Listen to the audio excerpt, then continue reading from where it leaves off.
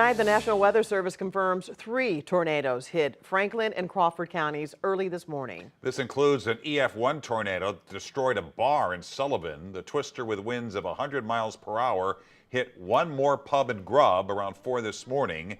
There were no reports of injuries. The tornado also caused some damage at nearby Sullivan High School. Students did show up today as usual. And before getting to the bi-state, that same storm system caused widespread damage in Joplin. The National Weather Service confirms an EF1 tornado caused damage to several homes and businesses late last night.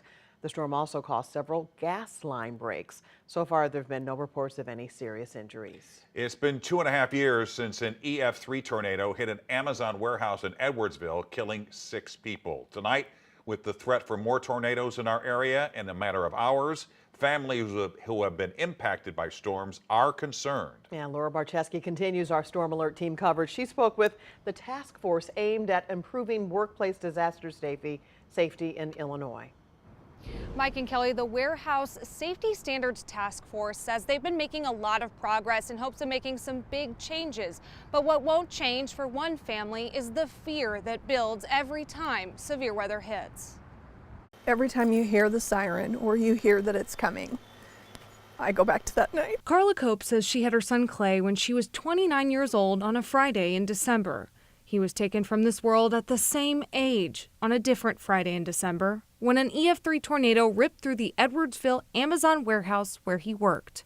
When we got the OSHA report back from 2.5 years ago, they met all the minimum requirements. So 6 people that lost their lives, minimum requirements are not enough. She's now part of the state task force with Representative Katie Stewart. They've been working to change building requirements and protocols one meeting at a time ever since the tragedy. We're hoping that maybe that can have an impact too, that it can change the way they're building these buildings on top of, trying to put in the protections and the requirements to make them safe. In addition to recommendations for new buildings, the task force is also exploring how those currently standing can meet the same safety requirements. Stewart says that warehouse, even though it's been rebuilt, has been practically empty ever since. It's not a massive expense to get it up to what might be a new code that we put in place. So there would be ways to retrofit, existing ones and put the safe